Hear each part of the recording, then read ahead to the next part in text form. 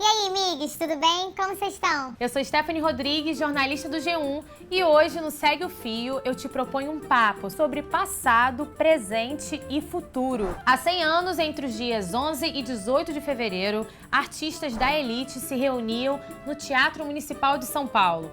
Acontecia a Semana de Arte Moderna de 1922, um marco na história da arte brasileira.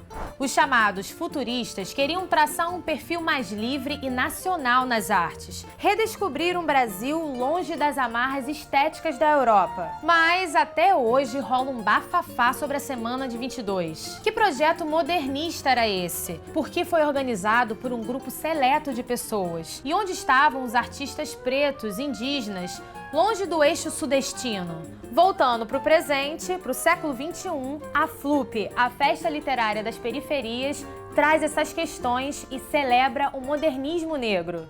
Esse rolê começou hoje no Museu de Arte do Rio, o MAR, e vai até 18 de fevereiro. Então, bora trocar essa ideia sobre arte? Eu chamei uma galera de peso, o fundador da FLUP, Júlio Ludemir, e a mestre em artes visuais, Ellen Alves. Vem comigo!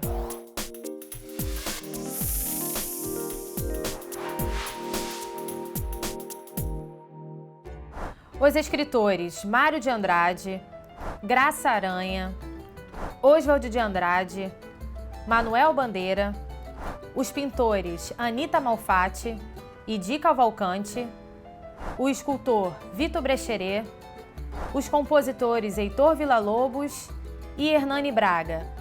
Esses artistas e mais uma galera participaram da Semana de Arte de 22. Mais de 100 obras foram expostas, entre elas pinturas e esculturas. Teve também sessões musicais e literárias, além de palestras. Eu conversei com a mestre, doutoranda em artes visuais, Ellen Alves, para entender melhor o que rolou. Dá uma olhada.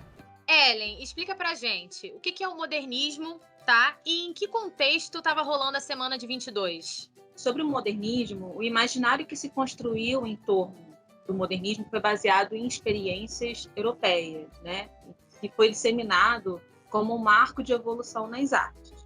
Dentro desse imaginário que foi estabelecido, o modernismo é entendido como correntes artísticas que, no desejo de acompanhar a civilização industrial, propuseram uma nova sensibilidade estética, em geral renunciando a um passado artístico. A verdade é que os modernismos, no plural mesmo, ocorreram pelo mundo, né, sob diferentes formas, ideias e expressões. Isso não ocorreu de forma diferente no Brasil, né? E as origens do modernismo no Brasil hoje é um debate ainda em aberto. Mas por muito tempo a história elencou a Semana de 22 como um marco zero do modernismo no Brasil.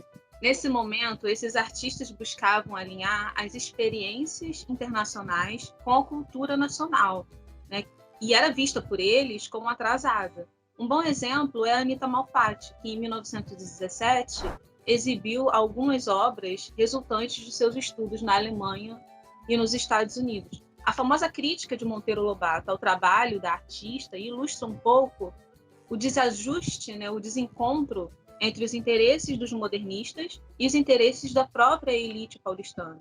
É importante falar nos trânsitos culturais na São Paulo da década de 20, né, numa época de intenso fluxo migratório na cidade, né, inclusive de artistas que retornavam da Europa de suas estadias, né, de suas formações artísticas, enfim.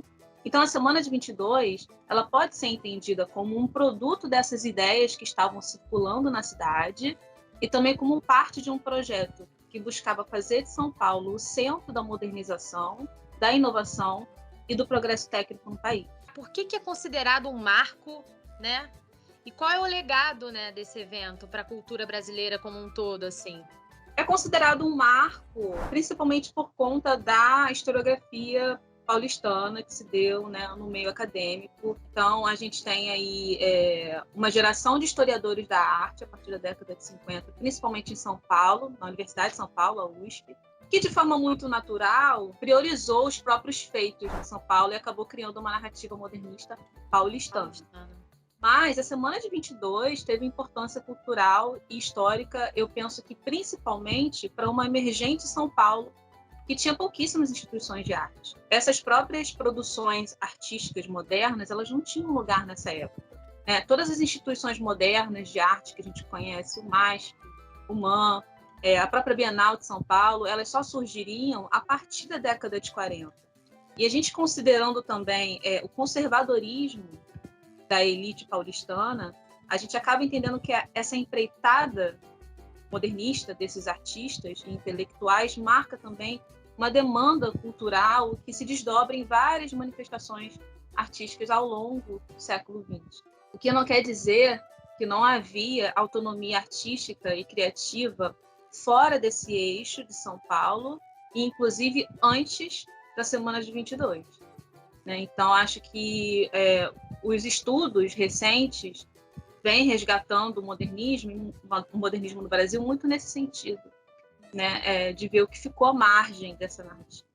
É esse lugar de resgate da memória que a Festa Literária das Periferias ocupa. A FLUP começa hoje, trazendo realizações de artistas negros na mesma época que acontecia a Semana de 22 lá em São Paulo. Uma das exposições conta a história do maestro Pixinguinha.